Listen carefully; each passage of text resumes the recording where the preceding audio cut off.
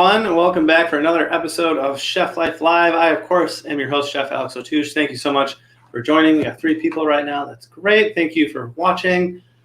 This is Chef Life Live, where I interview people of the food service industry, and we get to know them and hear their stories, because not everyone in the food service industry gets their episode on Chef's Table, but everyone has an awesome story to tell. I'm very excited to have my guest tonight, Chef Ryan Pfeiffer.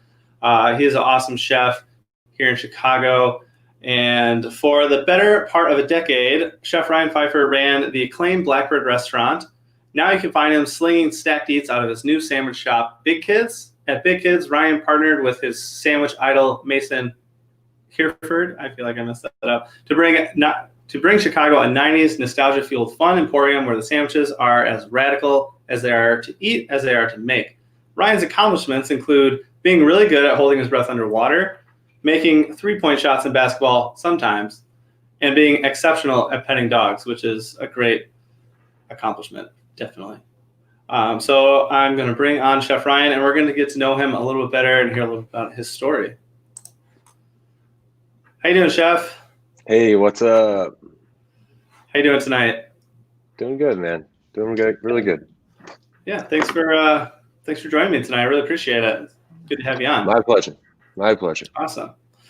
So I gave you a brief introduction, but I feel like there's a little bit more to you. Do you want to introduce yourself a little bit further? You said it all, man. I worked at some places, and then now I have a sandwich shop, and I am really good at petting dogs. That's awesome. All right. Where are you originally from? I was born in Kansas, but I only lived there for a couple years, and then I moved up to the south suburbs of Chicago with my family, and I lived there until I was about 17, and I moved to California, and then I moved back to Chicago. All right. Do you remember anything about the food scene in, you said, Kansas when you were growing up, or is there anything like anything that stand out, anything memorable? No, it was like when I was super young. I think I ended up moving up here when I was like 4 or 5. How was the food scene different in Chicago at that time when you first moved here? In all honesty, I have no idea. I didn't really care about food when I was growing up. Fair enough. It's like kind of just fell into it on accident, and then found out that I liked it. Like, I started off washing dishes. I got like a worker's permit when I was 14. Mm-hmm. Started washing dishes at this pizza joint, and then he started letting me make pizzas. And then when I was trying to figure out what I was going to do after high school, I didn't know what I wanted to do, so I just kind of went on hiatus and worked a little bit. And then I was like, maybe I'll try to cook. I mean, I feel like I fit in kitchens, so I don't think that I necessarily had like a knack for it or that I cared that much about it, but it was just something to do. So I went to school, and then I met a chef there that was my teacher that competed with the Culinary Olympics team for the United States. And then I ended up apprenticing with him for a couple years, and I got to do a lot of nationwide competitions and stuff like that. And then kind of the rest is history. I moved to California to try to figure out about myself, and cooked out there for a little bit. And then I came back to Chicago, kept cooking. Very cool. What are some of your other like favorite food cities that you've been to? Copenhagen is a great city in general. Really great people. The food scene's incredible. I guess it just depends on what you're looking for. I mean, like obviously Japan is really incredible. Like every little pocket of Japan. I didn't get to go across the whole island, but the places that I was able to go in the time that I was there was really incredible. Yeah, I bet. San Francisco's great. You know, I like food everywhere. If the people are happy and it's just like, you know, it's fun to eat. Yeah, absolutely. I mean, I feel like that's like part of the funnest part of travel in general, is just being able to get to eat all the amazing food everywhere. No doubt. Yeah. Do you have any of your own like favorite foods that you gravitate towards? French fries. French fries, yeah. Absolutely. I'm the same way. I get French fries everywhere I go. Yeah, it's pretty much perfect food, I think. Could agree. Nice and hot, crispy, soft on the inside. Yeah, absolutely. You can pair them with like so many different things. Top them with anything. Absolutely. Have you eaten any good French fries lately? Well, at the sandwich place, we a guy that works with me there named Jurassic, he enlightened me to his process of making fries, which I've always done them the exact same way. I would just take them and cut them, and I use like a fry puncher that you like attach to the wall. I don't like the big hand cut fries. It's just not for me, or like JoJo's and stuff like that. I like a shitty McDonald's fry, punch it out, blanch it in some like 300-degree oil, let it come out, and then let it steam, and then refry it when you want to eat them. And it's as simple as that. At Blackbird, one of the partners there would have us. It was something that I didn't have control over. He always wanted us to like toss the fries after they came out of the fryer in like a herb butter or like a garlic butter or something like that. And I always thought that was kind of weird, because you're like tossing fat all over crispy fries, but it's what he liked, and they did taste good. But the way that Jurassic does it, and the way that we do it at the restaurant now, is we punch them and then we brine them in a mixture of water, vinegar, salt, and liquid amino acids. And then we do that for about 12 hours. Then we strain them off, and then we toss all the fries in.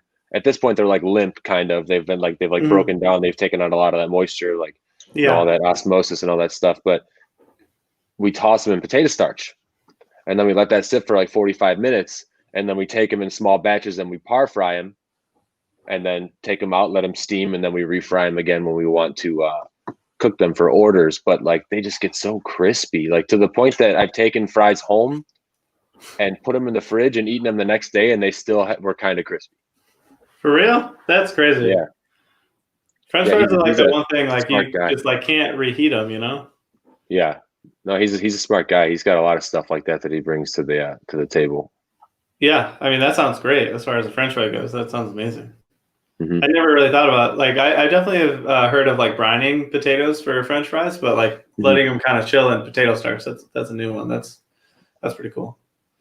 Yeah, that's awesome. Love it. Yeah, I definitely I haven't been by at Big Kids yet, but I definitely need to, and I definitely have to get some fries apparently. Hell yeah, man. Yeah. What is some of your like favorite Chicago eateries? You eat like now? I mean, in all honesty, I try to just to support as much local restaurants as I can. It's tough. It's tough for small businesses right now. For sure. I live in Humboldt. I live right down the street from a place called Humboldt House.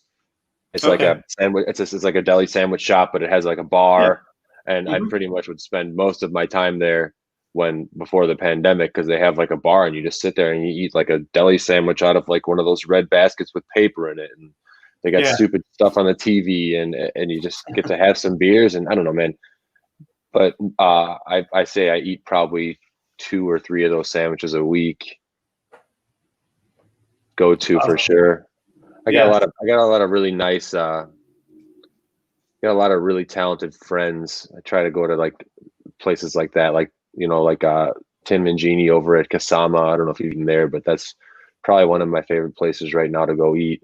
Noah, he opened up Pizza Friendly Pizza while Oriole was on hiatus, so love to go support him. Pretty much just anybody.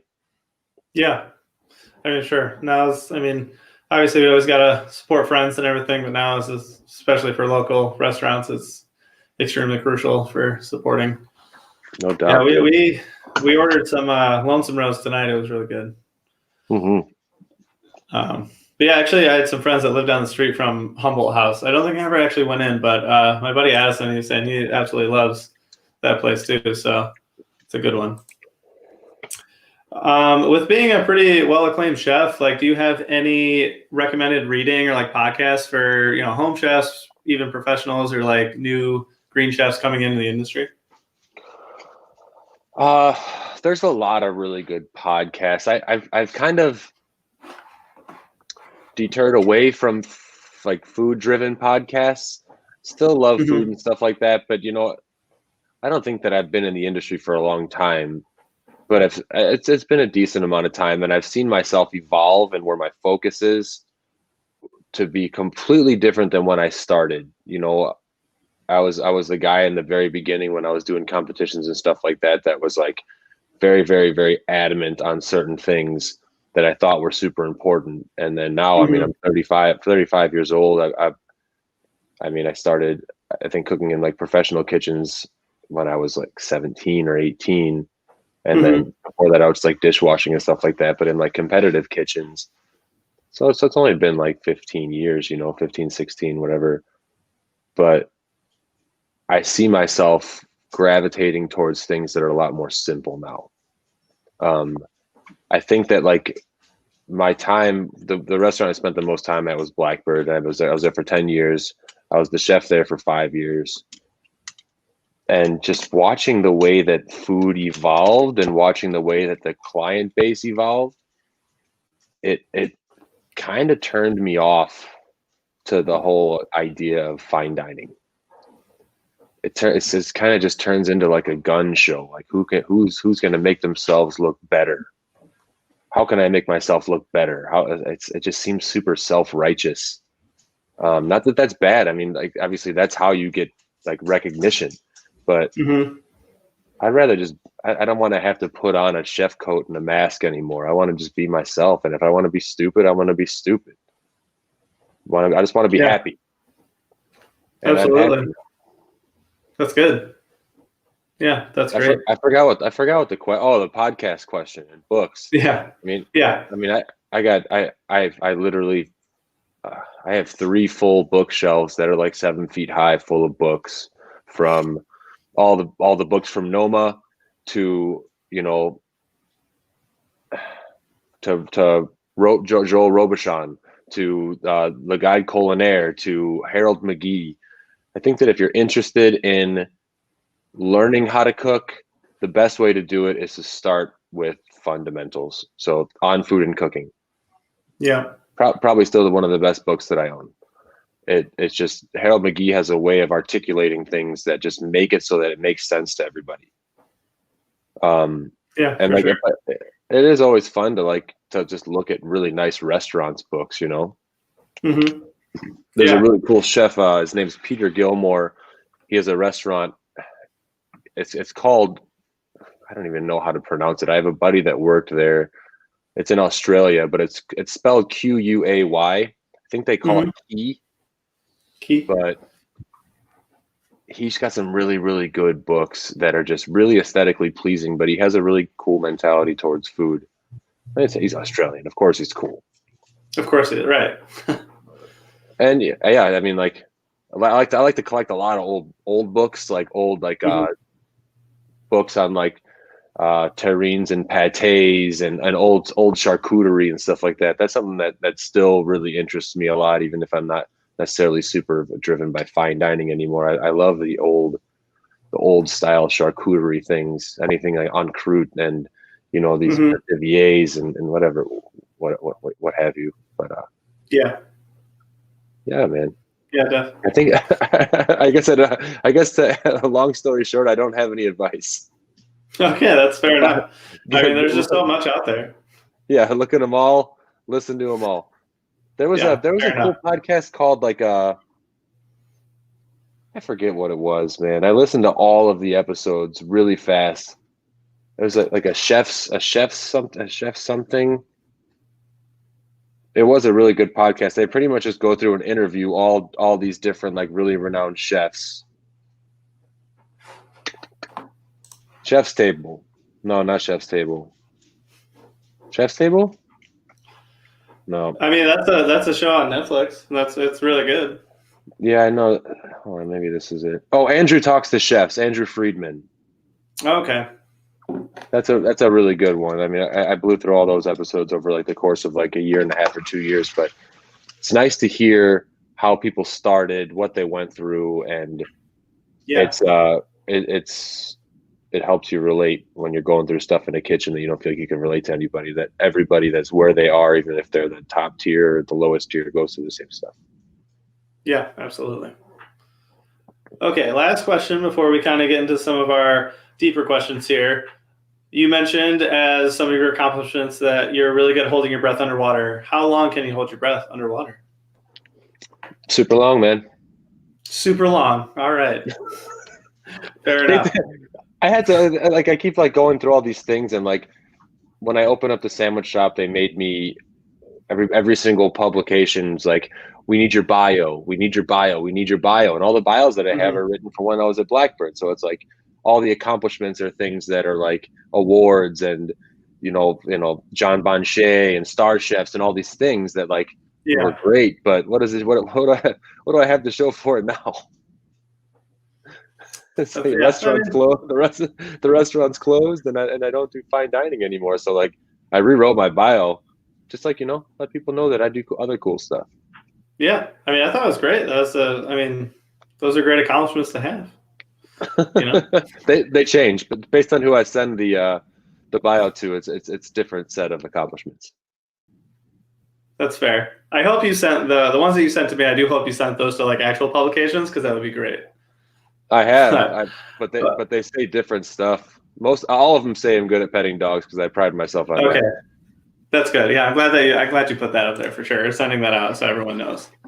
That's important for people to know that for sure. Okay, so now we're going to hop into a section that my friend Addison absolutely loves because it requires no garnish.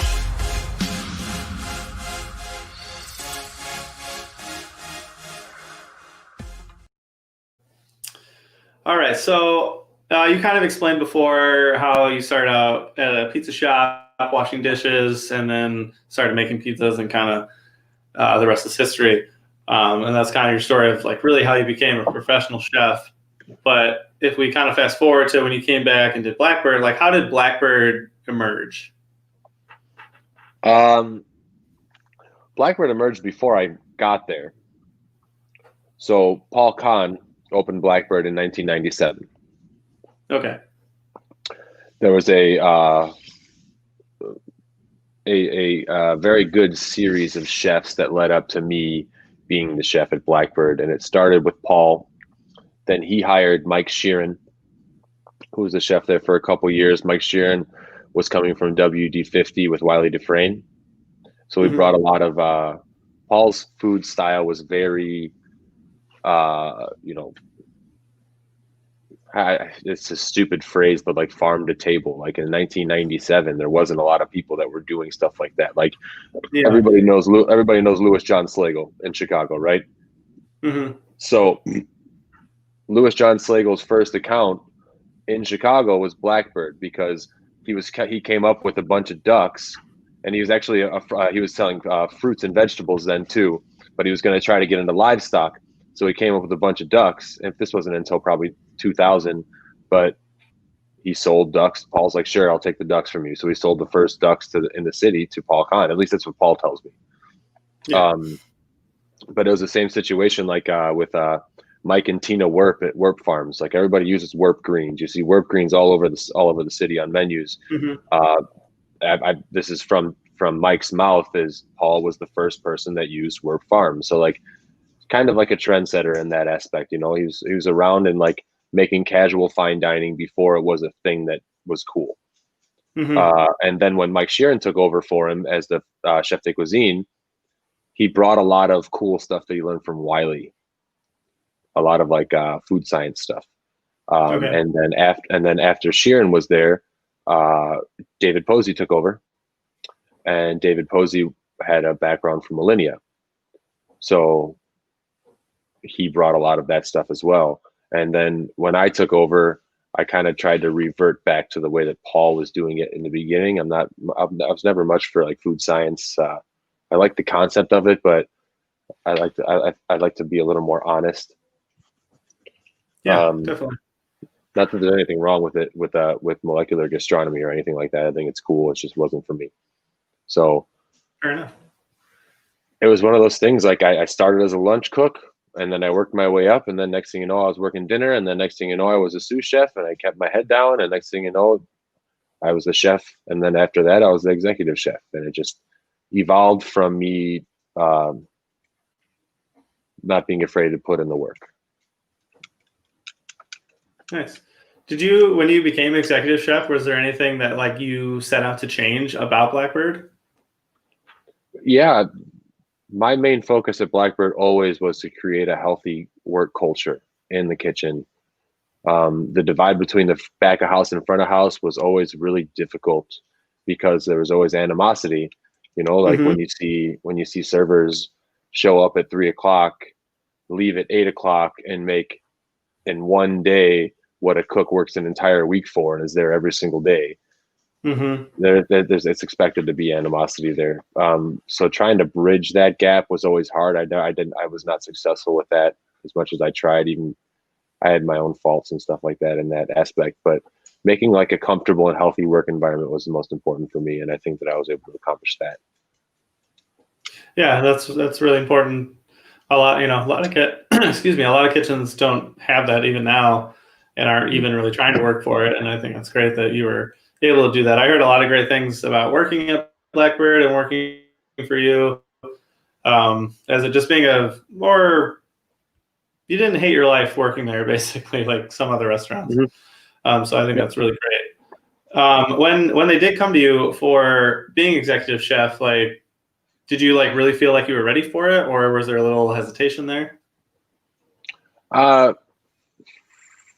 Executive chef, no, there was no difference because I had already been the chef there for 4 years.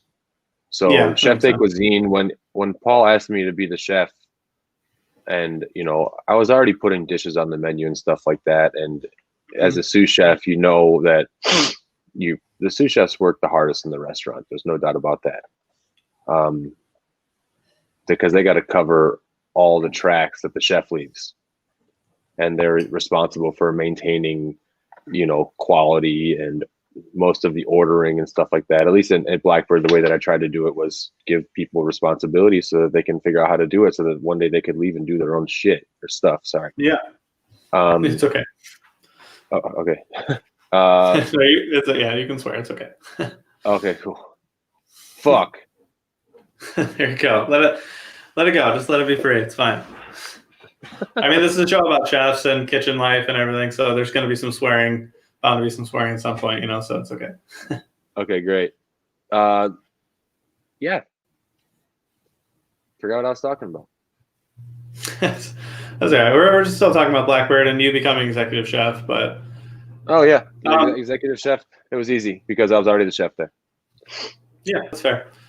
Now, unfortunately, Blackbird did close. When did you, as an entrepreneur, when did you decide that it was time to take a chance on yourself and kind of go into business for yourself, opening Big Kids?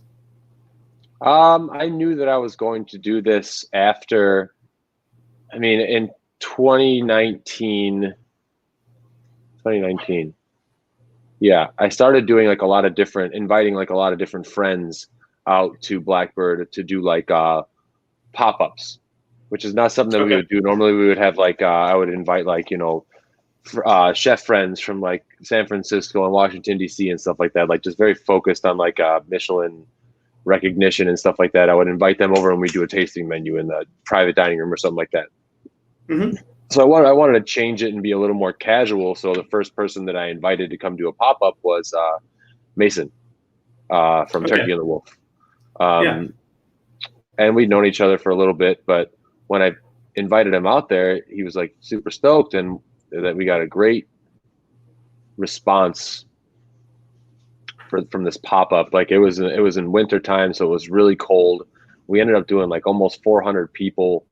There were people waiting like half a mile line just to get into this place, just to eat some sandwiches. And so it was then, and we just partied the whole day, and then we went out and we partied the whole night, and then he texted me the next morning,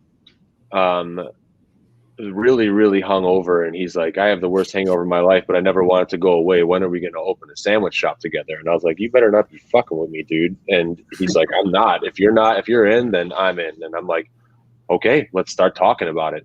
And for the course of the next 5 months, we just went back and forth and talked about concept, and we sent some business plans back and forth and stuff. And so when January or February ended up coming around, I started talking to Paul about it, like, "Hey, this is my plan." And he is cool. You know, Paul's a really good friend, and he's always been there for me. He just wants me to be happy. So we talked about it, and then so when all the things happened and Blackbird ended up closing, it was just kind of like, this is a huge bummer because it was a huge part of my life, but I get to start the next part now, and I don't have to worry about like a messy breakup. Yeah. Yeah, that's awesome. My friend Chef Waylon Rivers, who was on the show last week, want to know if you have any advice for someone trying to open up their own restaurant. Be prepared for things you don't have control over. It's there's a lot of things that go into the planning of it where it's like, you know, it's almost inevitable that you're going to be really overzealous about your planning and what you want to do and what you want to achieve. Mm-hmm. So just, you know, start off a little modest as opposed to just blasting off all the way. I mean, unless you actually just do it, you can do whatever you want. Just be prepared for things to not go your way sometimes. And when it has to do with money and other people's money and stuff like that, it's a little bit of a different story than working for somebody else, because the burden is 100% on you. And also don't open a restaurant right now because it's impossible. That's fair. That's fair. I mean, hey, you're making it work so far, right? I mean, I guess. I'm knock on wood. I don't want to. No, it's one of those things. Like, you know, full transparency has always been a huge part of the way that I operate. And, you know, Big Kids it's my dream, and it's super fun every single day. And we get to do stuff how we want to do it, and we get to do it the right way, and we get to treat people the right way. But the business is not successful. You know, we're relying on the government funding to make sure that we'll survive through the next 3 months. If we didn't get that loan, then we wouldn't be able to stay open. Yeah. Because there's no projected or historical data to create a projection for what your business is going to do during an unprecedented pandemic. Oh, yeah, absolutely. Like, nobody. And I have conversations every week with different chefs. I was talking to Jason Hamill at Lula 2 days ago. He's in the exact same boat. I was talking to David Posey, who's a mentor and a friend of mine. He opened Elska. They had to close for the next couple months. It's like, nobody knows what to expect, and if you can't have people coming into the restaurant, like, a takeout business is not lucrative. Yeah.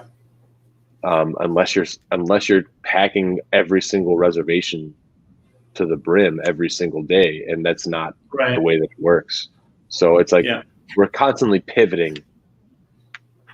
You know, we have to change the way that we do things. Like, even starting probably next week, we're going to change to winter hours. We're not going to be open as many days, and we're going to have to find a way to modify payroll so that we're not spending so much money on people when we don't know if we're going to do the business or not. Fair enough. Yeah. Well, I mean, good on you for taking that leap. I think it's great. But, you know, like you said, it's tough. It's unprecedented times. It's hard to predict anything, but all we can do is keep pushing forward. No doubt, man. Just gotta stay positive. That's all you gotta do. Have exactly. Fun. Absolutely. So how did you come up with the name Big Kids for the restaurant? Well, we had thrown out, I have like a fun list that I printed up when we ended up opening, of like, I name ideas that me and Mason went back and forth for a couple of months and just like tried to figure stuff out.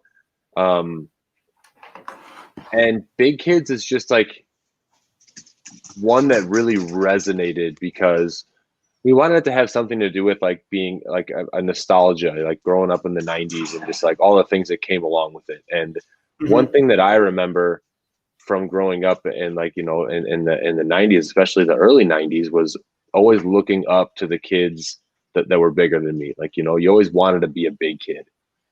Yeah. And now I don't think that I was looking at people that were 5 years older than me when I was 10, you know, or 8 or whatever it was. And now I'm 35 and I don't feel like I've gotten past the stage of being a big kid.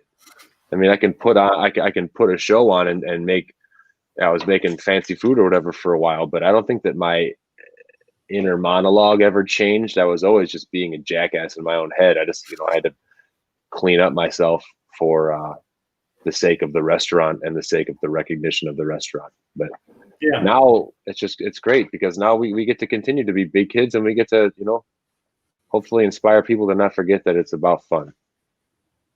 Absolutely. And that's a pretty big transition to go from fine dining, having a Michelin star, to doing like a sandwich shop. What do you feel that you gained and lost in that transition? In all honesty, I feel like I've only gained. Like I said before, just it's one thing like working in a Michelin rated restaurant, but when you're responsible for keeping that star every year or getting a new star or whatever it may be, the burden is palpable. It's terrible. It takes a toll on you to have to worry about these people coming in and not liking what you're doing. You can be as proud as you want, but one person's opinion is going to completely change the reputation and the well-being of your entire staff. And it's like, so for the past, like from 2018 to this year in August, when the Michelin guide comes out, when they would call me, I would have a meeting a couple days before when the guide came out with all the partners in one-off and ask them if I could give it back if they gave it to us again. Just because I didn't want to be a part of that anymore. I didn't want to be with the Michelin guide and the accolades that come along with it. You bring in a certain kind of clientele, and for lack of a better word, they're snobby. Like everybody just knows better than you. Like they don't look at the fact that you're there for 80 hours a week and this and this and this and this. They're like, this doesn't meet up. We are constantly being compared to places like Alinea and Oriole and Smith and all these new places that are 2-3-star Michelin restaurants. But we were just a 1-star. We didn't ask for it. We wanted to do what we wanted to do. We wanted to make good food. But people they would react. They'd be like, I ate at Oriole last night and then I ate at Blackbird, and Blackbird is not a Michelin starred restaurant. It's like, yeah, fuck, it's 1 star. We didn't ask for it. You went to a place that's pristine. We're a bunch of idiots. We're just trying to make ends meet over here. They decided to give us a star. We didn't ask for it. Yeah. It just brought it brings about the same kind of politics that our government uses. It's a gun show, man. It's whatever you can do to make yourself look better. It's just showing off the whole time. And I just got sick of it, man. That's fair. And I will say, for the record, I went to Blackbird and I've been to Smith, and Blackbird was way more memorable and a much better experience. I did enjoy the food at Smith. I'm not trying to shit on Smith or anything, but Blackbird is still one of the most memorable meals that I've had in Chicago for sure. So I whoever said that Blackbird didn't deserve a star is an idiot. So it's one of those things, like the Michelin culture and these like San Pellegrino and this fine dining culture just breeds a monster of a guest. Everybody just knows before they even come in. They already know. That's just really sad too. It's like, I would get so excited to go to Michelin restaurants just to like give into the whole experience of whatever the chef and the whole front of house staff, they're putting on such a great performance. And, it's like if you go to a movie or a theater, it's like, you just got to give into the show and appreciate what's happening. And, like you said, it just breeds a different kind of guests that don't want to go on that journey apparently. So it is what it is. And like, for the amount of people that come in with like a bad attitude just to like want to give their opinion about stuff, there's people that want to just go out and eat. Like I still thoroughly enjoy going to restaurants. I mean, I did, but right. I really enjoyed the experience, and I have nothing against going to like restaurants that are Michelin rated. I thoroughly love the food. I love the steps of service. I think it's great. I didn't want that for me anymore. Absolutely. Yeah, that's fair. Now, when it comes to hiring back of house employees for either Blackbird or Big Kids, like what do you look for particularly?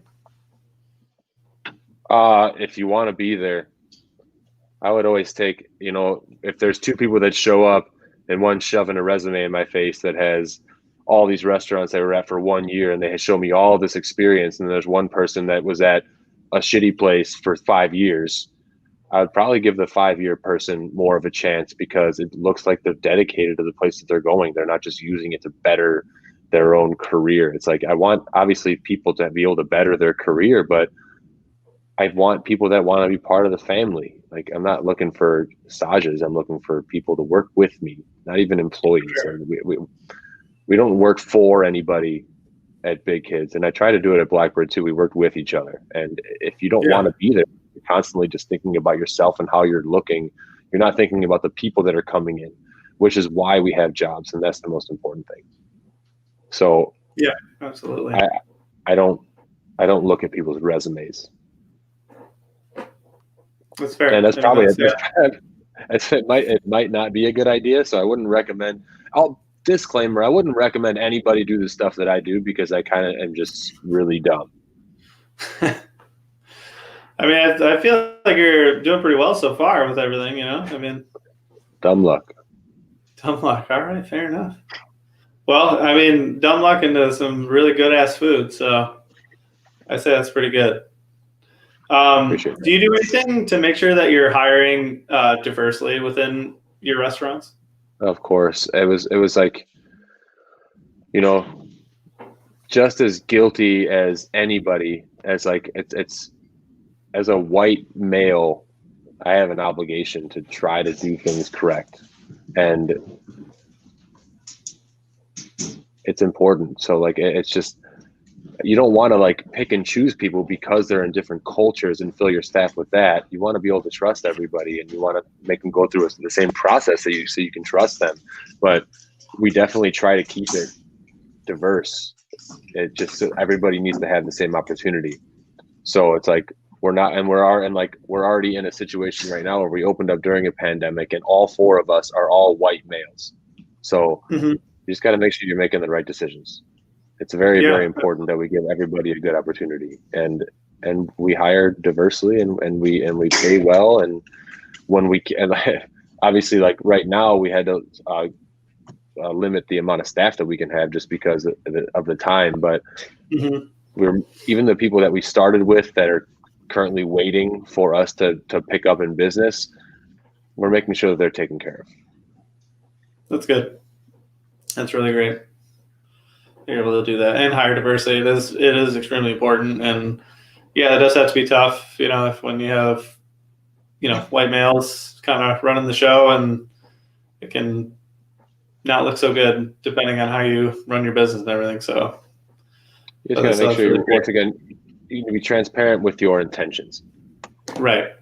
Absolutely. Align yourself with the right foundations, and just show that you do give a shit.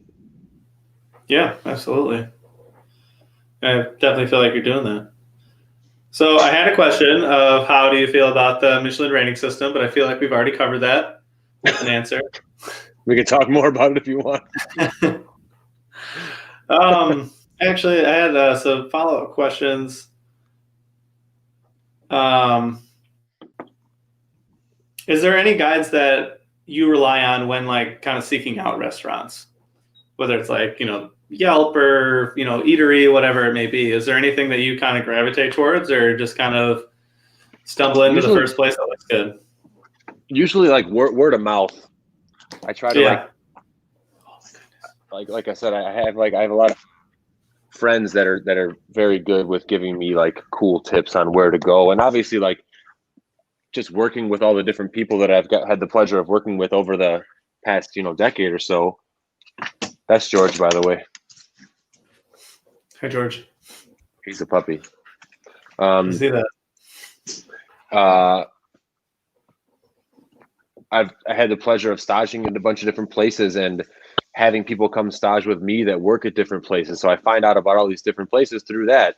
My fiance, Elaine, is also very, very, she's got her finger on the pulse of the food industry. She's also in the industry. She worked at Flour and Water in San Francisco for a couple of years, and she worked at Girl and the Goat for a long time. And she's always got her, what do they say, ear to the ground or whatever for like new cool places and stuff like that. So we always try to explore and eat new stuff.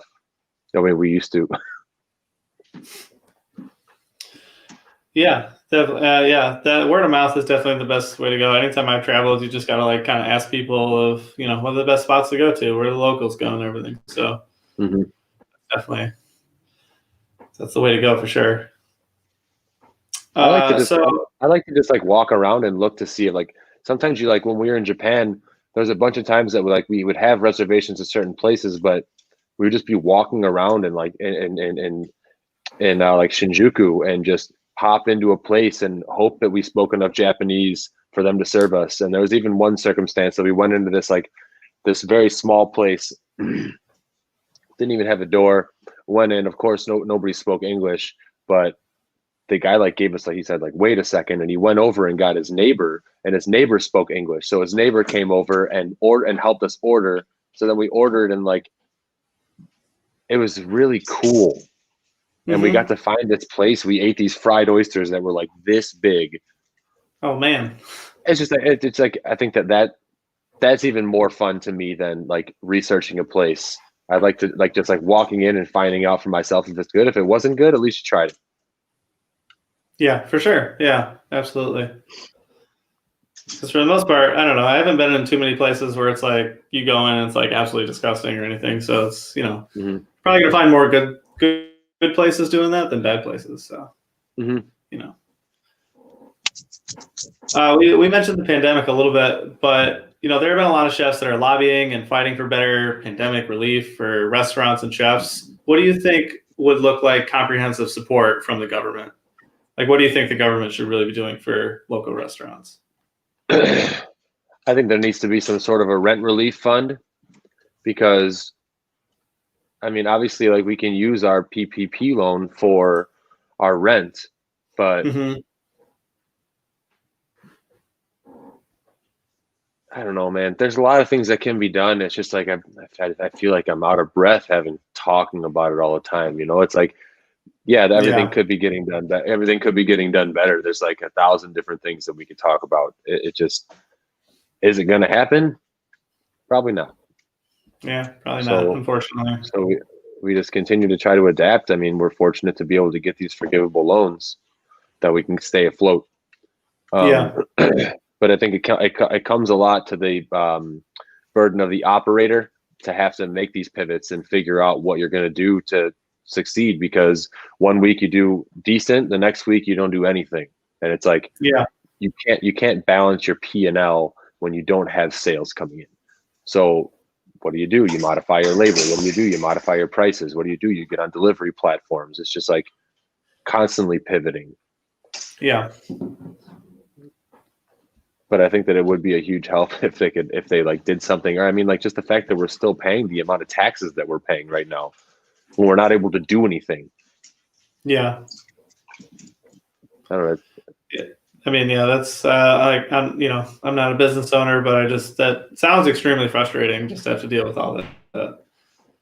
So like, you have a great idea and there's all the, what's happening right now, and all these restaurants just need support when it seems like there's so many other businesses that are getting support, but not restaurants. That's exactly what it is. The airlines get a multi-billion-dollar bailout because they need it. Yeah. But the small businesses that are employing way more people aren't getting any help. It just kind of seems a little backwards. It definitely does. It doesn't really make any sense.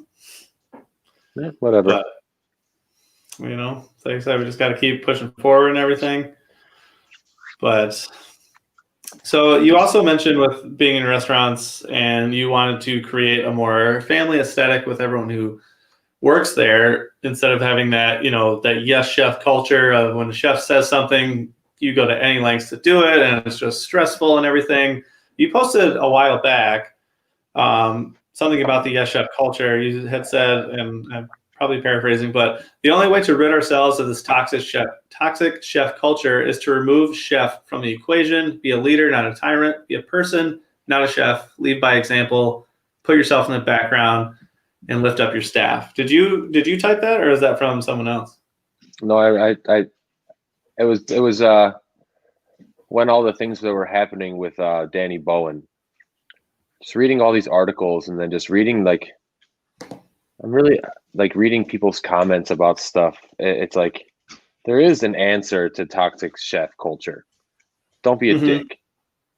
Like obviously there has to be some sort of a consistency for the product to go out the way that the chef wants it, and that's fine.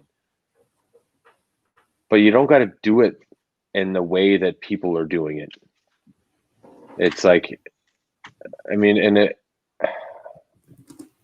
I've always looked at it as like you're before you are anything, you're a human being. Your craft is what, don't let your craft identify you. We're people. Like, you know, the world would be existing if I wasn't cooking food. Yeah. So it's like, we just be a person.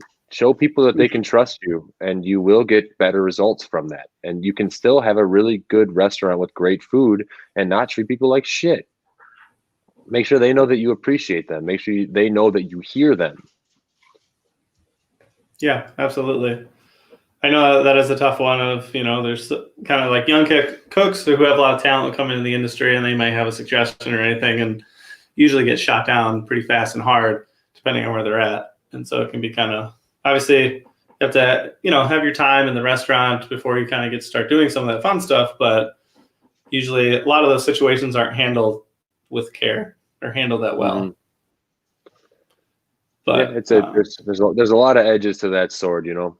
It's like you can see both sides, but the way that people approach that situation is incorrect in my my own opinion. I think that you can have consistency and you can have a successful business with humility. Mm-hmm. Yeah, I totally agree. And, you know, we put so much of our lives into our careers and so much of our external lives out of kitchens get defined by the term chef. You know, how do you separate yourself from being, you know, Chef Ryan Pfeiffer? Like, how do you separate yourself from that?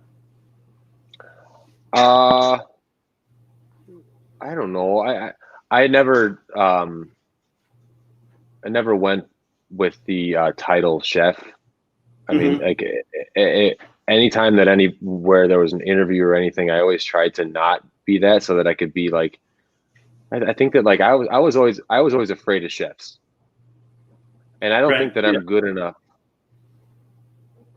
to like even give myself any titles. And like, but I also know that like it is like it's what you do. So like that's just what it is. It's like Mr. If you're like you're married, then you're Mr. and Mrs. I don't identify with it. At least not anymore. Maybe I did at one point, but I just want to. Now I'm a sandwich maker, man. I make sandwiches.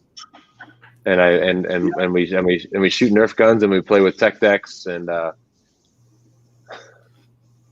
mean, you can still find, yeah. I mean, that's just a different kind of chef. I still feel like, you know, you've done so much and you still can create such good food, and so I feel like you still have that title of chef around you, but you've done, I feel, a good job of kind of like redefining what it means. Yeah, I don't think that chef is necessarily a bad term. And when I made that post, I got a lot of really negative feedback from people saying like, "Oh, great, so now there's no chef, so now chef's a bad word." It's like, no, that's not what I was saying. I wasn't saying that at all. I was saying that there's a bad connotation when people use it in a certain way, and when you do it as like when you establish yourself as the chef. Like you're the chef of a restaurant is not responsible for the success of the restaurant. It's the people that work there. They're the ones doing all the work. They're the ones not getting paid. They're doing it for the right reasons. So, you know, just got to make sure you treat people right. And I think that people just, it's a bastardized label, because certain people will use it correctly and certain people will use it very poorly. Yeah, absolutely. That makes sense. I mean, I feel like that could be with just about any title, where you can either be really great at it, like you said, be a leader as whatever your title is, or not, you know. So it depends on the person, I suppose. No doubt. The title just kind of comes along with it. I always felt the title of chef, it's like a respect thing. You earn it, but just because you have that title doesn't mean you deserve respect necessarily. Yeah, no doubt. I definitely, I have identified as a chef before. I think that like I just got so jaded that I've like now rebelled against it. But you know, even like I can even admit that sometimes I go at things a little bit hard. So I don't think that it's bad. I don't think it's for me. That's fair. Makes sense. So we have one of our viewers right now Hobo Nickel Barbecue Testing Laboratory. I want to know about the delivery apps we have here in Chicago, like how they affect restaurants and everything. Unfortunately, I don't know that much about it. I've heard kind of good and bad things about like Grubhub and certain things like that. Like, do you guys use any of those platforms for delivery or anything for big kids? Yeah, that's a funny. This is a great topic. We have to use these delivery platforms, like we're being forced to, because it's wintertime, we're in Chicago, and people want to get food. So the majority of the things you're going to be doing are going to be delivery. But if you look at the amount of money that these companies are worth, then you look at the amount of money they're paying their employees. Yeah. And the amount of money they're taking from restaurants. Like they had to literally pass a bill that said that delivery companies can't take more than 15% of the revenue from restaurants that are used through their service. So Grubhub, for example, they started off taking 30% of your revenue. So you do an order, you have to raise your prices by 30% to cover your costs so you can pay Grubhub for using that service. And we tried in every single way that we could to navigate around that by hiring our own drivers. The issue with that is if you want to take out an insurance policy to insure drivers for your business and you only have 4 drivers, the insurance policy is going to be more than any of your overhead. It's ridiculously expensive. So they literally make it impossible for you to do your own deliveries unless you do it yourself and you just do it illegally without insurance. 30% of your revenue at the end of the day, if you make $100,000, they're taking $30,000 from you just because you're using their platform. That's crazy. I had no idea it was like that.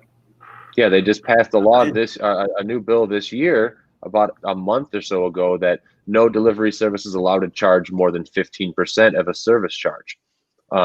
Which is great, but that's still 15% off your bottom line. So if we're being forced, we're in a pandemic, so we have to do all takeout food.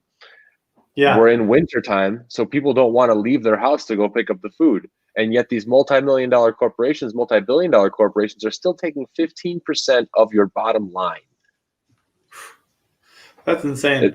That's crazy. The answer to the question is they're fucking crooks. Yeah, pretty much. That's what it sounds like. Well, I know now whenever we get takeout, we're definitely going to pick it up from now on. That's great. I had no idea. We put it like on our website, like pickup is going to save you money. We don't want and the worst part about it is people will go on these Grubhub apps and DoorDash and Caviar and Uber Eats and all that stuff, and they'll see the prices. And the prices have to be modified because of the charge that they're putting on there. So they're like, I'm not paying this much money for a sandwich. They better have some caviar on it or something.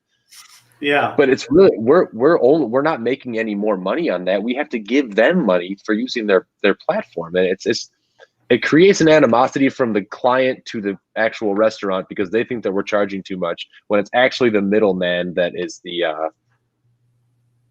bad guy. It's a bummer, man. Yeah. That is. Yeah. Hope and Nicole here is in Ohio. They also get clipped on customer side of these companies, service charge and delivery fee, etc. So, it's like that. It's crazy. Yeah. I had no idea. Man, learn new stuff every day. Crazy. Yeah, wow. I had no idea. I always got upset with just the delivery fees that they would charge me. I'm like, that's crazy that's how much it would be. And then that's usually what would deter me from using it in the first place and just wanting to go pick it up just because I wouldn't want to pay that. But now that I know it's just really screwing over everybody. Big time. Who has to use the service. So. Everybody loses except for the people that are running the business. Even the people that are working for the business they're getting treated poorly. And there's another thing is that because it's such a competitive industry right now with delivery, you got people that are working for DoorDash and then they're also working for Uber Eats and they're doing all these different things. So what they're doing is they have to go pick up numerous orders at the same time. So that means that the food is suffering too. So we'll have somebody that comes and picks up food from Uber Eats. Then they go to instead of going to bring that food to the people they're supposed to bring it to, they go and pick up a different order for a different platform, and they might deliver that first. So it's 45 minutes that they've had the food now, and they haven't. And then I'll read like a Grubhub review or whatever, and it's like, yeah, the food got here and it wasn't even hot. It's like, are you fucking kidding me? Yeah, It has nothing to do with us, but we're getting shamed for it. So it's like, but we don't have a choice. We have to use these platforms. So it's like, that's one of the things that I was talking about, like being ready for a little bit of things you can't control. Things you can't control. It's like we're being forced to use these platforms because there's no other option right now because people can't come into the restaurant, and then we're being penalized at the exact same time. So it's like, it's ridiculous, man. That is ridiculous. That's insane. I had no idea. Yeah, that's wild. So one of the awesome things about being chefs or just cooking in general is that it's kind of like endless of what you can learn, right? That's what I think is really cool. There's never a stopping point on what you can learn. So like if you could learn anything about cooking currently, like what would you want to learn right now that you don't already know? Anything that I could learn about cooking? Yeah, that you don't know, that like a skill that you just would love to learn how to do. Oh man, I mean, I've always been really jealous of people that make really good bread. I've always wanted to like get really good at making like safe and like legal fermentations. Like I've built a HACCP plan for a restaurant before, and I know what you have to do to make all that work. But when it comes to like certain kinds of live and active bacterias, there's so many different environmental differences that make it so that it could be unsafe. I love like I have a friend that used to work with me at Blackbird. His name's Roland, and he went out to San Francisco to run a restaurant out there, and now he makes all of his own shoyus. So he's making soy sauce from all these different fermented grains. He makes his own koji. He does all that stuff, and I think that like things like that and bread. The reason that I'm envious of the people that are good at that is because it requires like an immense attention span, and it's super like meticulous processes. And I've always found that I'm kind of a clusterfuck, man. Like I don't even know. I still don't know what I'm doing. Like I still don't know why people think I know what I'm doing. And that's you make it, right? You're fooling everybody. Exactly. I mean, like, I guess if anybody that like knows me personally will say the same thing. Like, how do people know who you are, dude? You're an idiot. I'm like, I don't know. Right place in the right time, I guess. Dumb luck, dude. I told you. I mean, hey, it works out. I mean, it can work out.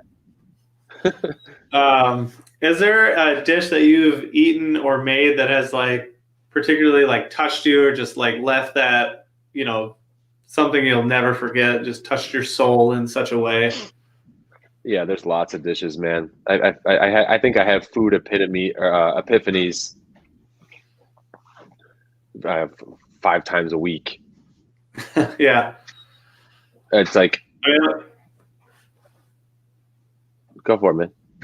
Oh, sorry. I feel like with big kids, it's a nostalgia fueled and everything. So I feel like, every time you remember something from childhood or anything, and you're just like, I'm going to put that on a plate kind of thing. Totally. It's like one of those things, like, it's like, how can I describe it? It's like when you eat something that's really good and it's good, doesn't necessarily, nobody else has to agree with you.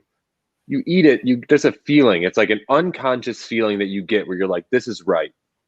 Yeah. You don't have to convince yourself that it's good. Like when you're coming up with dishes in a restaurant, going through that process of eating something and being like, okay, it's got enough salt, it's got enough acid, it's got great texture, this and this and this. When you got to break it down so much, you lose the primal instinct that you have towards actually liking something. When you eat something and it's like you immediately get that feeling. It's like falling in love with somebody. Or like the feeling that you get with like being around, like, if you like cats or dogs or whatever it is, it's like unconditional. Mm-hmm. You know that it's right. And like, you don't have to convince yourself that it's right. I think that's super important. And I've tried to keep with that model when like putting stuff out into the public. It's like, if I didn't get the feeling, I call it the feeling. And now everybody at the restaurant calls it the feeling. It's like, they eat something and they're like, "Hey, I want you to try this." I'm like, "Did it give you the feeling?" And if they say yes, then I'm like, "Then we fucking put it on, man." That's awesome. Yeah, that makes so much sense. So, the feeling, the whatever you want to call it, just like you eat something, you know that like this is fucking great. Like just You just know. Yeah. You don't try to like if you have to try to convince yourself and like look for the reasons that you like it, you don't actually like it. Yeah. Or maybe you do like it, but like that the way that my brain operates is like instinct. Boom, I got the feeling. It's ready. Yeah. Don't need to listen to anybody else. I know that I like this. That makes sense. That's what I thought. I know I keep bringing up like Blackbird and everything in my experience there, but it was so great. The one course that I remember distinctly was, it was like tea and cookies. It was just like super fat macaroon and it was like filled. I don't remember the filling, but it had like cheese in there and it was served with a like veal consomme. And oh man, that's like one of the best things I've ever eaten. It was just like so ingenious and just so simple of like tea and cookies. And it was just, it was beautiful. Well, that's great, man. Thank you. It was so good. Yeah, of course. Yeah. There's a lot of stuff that I tell people all the time. I try to do like a lot of stuff like that at Blackbird that I think went over people's heads. Like we had a course and a tasting menu one time that like we would go out and we pour the sauce out of like a little squirt gun. Okay. And people were like, people just didn't understand it. I thought it was awesome. We're like at the table shooting sauces into like bowls with a squirt gun. That is cool. That's really cool. Yeah, but then, like, it's like the people that like come in, they're like, it's those people that we were talking about earlier. Like, there's like, this is not Michelin rated food. They used a squirt gun. The chef wasn't wearing a chef jacket, and he mentioned weed. Right? Yeah. I'd be super stoked if someone came out with like a Nerf gun and like somehow like the darts was the menu or something, and you had to like, I don't know. That'd be super cool.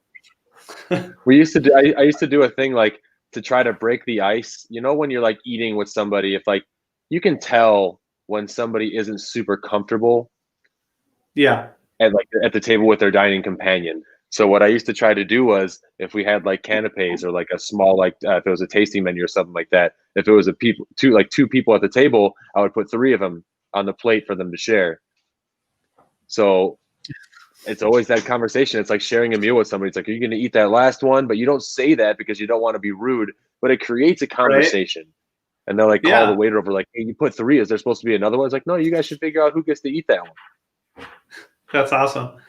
That's such a good idea, because that has to be such a real thing of going in on either just like a date or you're with someone and it can be awkward depending on how well the night is going, and so that's really clever for you to kind of you coax it out of them. Yeah, for sure. That's really funny. But okay, so the last main question I have for you, I ask everyone this question: What is the tool you most rely on in the kitchen besides your knife? An open mind. Open mind. That's a good one. That's a good one. Makes sense. I think that's most important for anybody to bring. Is an open mind. You just be ready. Yeah. Be ready to hear what other people have to say. No, nobody knows how to cook, but we all do. Yeah, absolutely. If you're willing to, like, when you have those people that come into like a kitchen and they're like, well, no, because my chef showed me how to do it this way, or I do it this way, or I do it that way. There's 10,000 different ways to skin a cat. So just being open to that experience there's an awesome quote. Hey, cut it out. Sorry, dogs are fighting. It's okay. The only way that you'll ever know anything is to first realize that you know nothing. Yeah, that always stuck with me. That's from Kung Fu. Kung Fu. David Carradine. It's not really familiar. I was like, man, I've heard that before. But that's good. And it's funny, when I was in culinary school, every single one of my professors was like, if you go to a restaurant and they ask you, do you know how to do this? Your response should always be like, well, I know how to do it this way, but how do you want it done? Because everyone does it differently. So open mind. I always took it with me, because there's no way I'm gonna like go into a restaurant and be like, yeah, I totally know how to do it exactly how you want it done. But all right, well now we get to do some of the fun stuff. We are on to our lightning round of questions.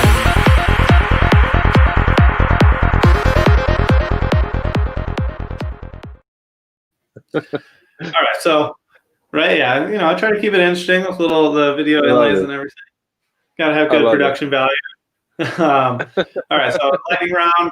You know, try to answer as fast as you can. They're, you know, just fun questions, nothing serious. So, Green. All right, number one, what is your favorite TV show? Currently, my favorite TV show of all time is probably Seinfeld. Really, really like Letterkenny right now. I've heard that's really funny. I haven't watched it yet. Yeah, great show. I like TV shows like The Great British Bake Off is also something I've been watching a lot. Yeah, same. I just started getting into it, and I cannot stop watching it. They're so nice to each other. They are. They're so nice, and like even when they try to be mean, it's like it's not really mean. It's just like a pleasure to watch that show. It's like so nice. The tent just looks so amazing. But usually, like the landscape is nice. Yeah, it's just enjoyable to watch for sure. It's just like bright colors. All right, number two was your favorite song. Yeah, no, totally. Song? That's a really hard question. Happy birthday. That's a good one. Good answer. Happy birthday. Nobody can dislike happy birthday. That's a good one. All right, number three. What's the best place that you've ever visited? The best place that I've ever visited?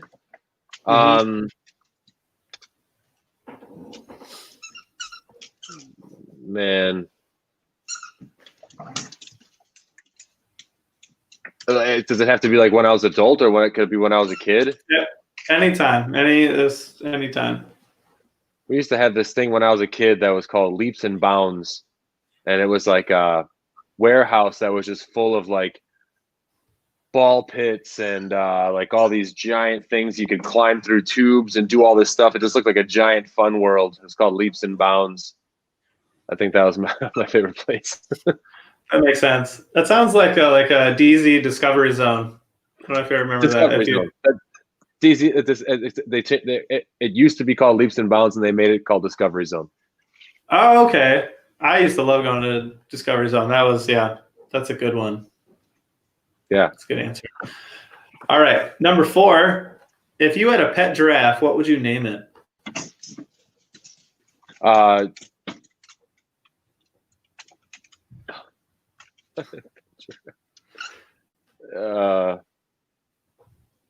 Charles. Charles. That's a good one. I was thinking Leonard. I don't know why. Charles is a good one, though. Leonard, yeah, kind of looks like a leopard. I'm just thinking of something regal. You know, like giraffes just seem so regal. They do. Charles. Absolutely. Not Charles, like just say with like an English accent, like Charles. Yeah, it's a good one. All right, number five. I feel like this one might be hard, but maybe not. What is your favorite tattoo? I don't know, man. I know. I figure like that's a tough one. If you don't have an answer for that, it's hard. I don't know. I mean, like at this point, I pretty much just have one tattoo. That's fair. I like this tattoo. Where is it? I like this. It's a firefly. Yeah, firefly. That's a good one.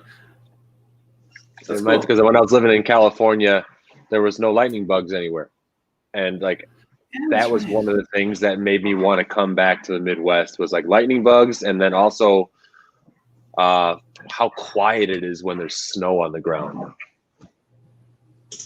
That makes sense. Yeah, like definitely. The things that you hate when you go outside in the wintertime and you're like, God, it's so cold. This sucks, blah, blah, blah. But the whole time I was in California, anytime I go outside, I'm like, there's never just complete dead silence out here. There's always something moving around. Yeah. Chicago, when there's snow on the ground, dude, it's like dead silence outside. That is true. That is true. That's a fair point. I spent a little time out in California, and I did some like Navy training out there for a little while, and I was on like Coronado Island by San Diego, and so I was like kind of secluded, so it was kind of like quiet at times, but that's not. I mean, I don't know if that really counts, but I know what you mean about Chicago snow and just kind of being dead quiet outside for sure. But it's a good answer. Yeah, man. All right, number 6. Who was your childhood hero?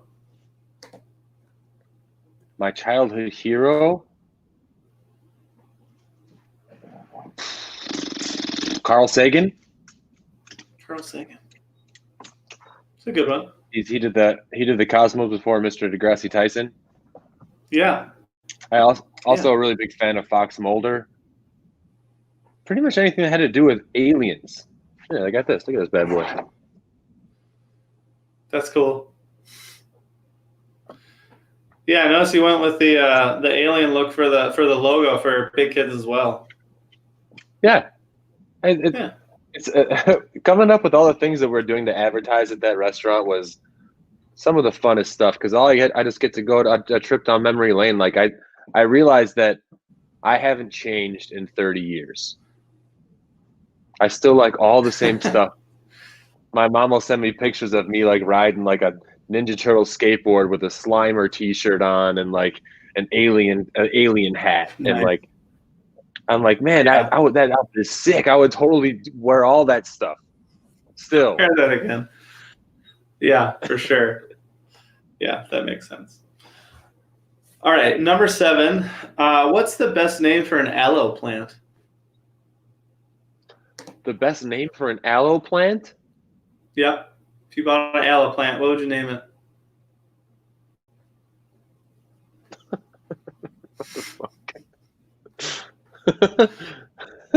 How about hey, wow. Charles. All right. That's a good one. Charles just works for just about anything. It's regal regardless. I can honestly say I've thought about a lot of really, really weird stuff because I used to take a lot of acid. I've never thought about what I would name an aloe plant. Name an aloe plant? Have you thought about what you name any plant? Like if you bought like a house plant? No, I haven't. I think Elaine might name her plants, but they probably all just have Star Wars names. That's fair. Those are good names too. Well, if you can take anything away from this interview, at least I gave you something else to think about. What would you name plants? Great. I'm still thinking about it. Right. All right, number 8. What's your go-to dance move? Dance. Just the full body shake. Full body shake. All right. Sure you get a lot. Sure you get a lot of looks. That one, a lot of envy with that one. I get a lot of looks no matter what because I look like an idiot. But the wobble, the full body shake doesn't help. All right, number 9. If you were to meet an alien, what would you say to it? Oh, that's a great question. I would say,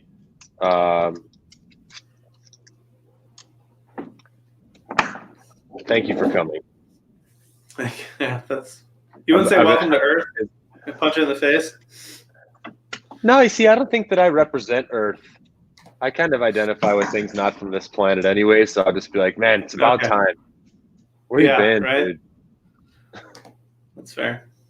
Yeah. Why did it take so long to get here? Yeah, come on. I've been waiting for a really long time, and other people have too. You should have come earlier, but I'm not mad. Yeah. But, you know. I probably want to ask, like, for real, be straight with me. Have you been here before? Unknown. You know? Hell yeah, they've been here before, man. Oh, I know. I totally agree. But I have to ask, whatever one, I'd be like, that specific one, have you been here before? Or like your species, whatever it may be. But yeah, they've definitely been here, without a doubt. But all right, last question. What is your go-to guilty pleasure food? French fries. French fries. All right. I'm the same. I love French fries. I'll eat French fries anytime. Yeah, I think that And I if don't care. I ever had last meal would be French fries and ketchup, like the most generic thing you can possibly eat. I think that French fries and ketchup are the most perfect food pairing on the planet. Absolutely, totally agree. Yeah, I like when they'll give you like different like dipping sauces and everything. They can taste good or cheese or whatever, but just give me some really crispy French fries with some Heinz ketchup, and I'm set. Nice and salty. Yeah, it can't be. I feel like homemade ketchup is kind of a travesty. It is.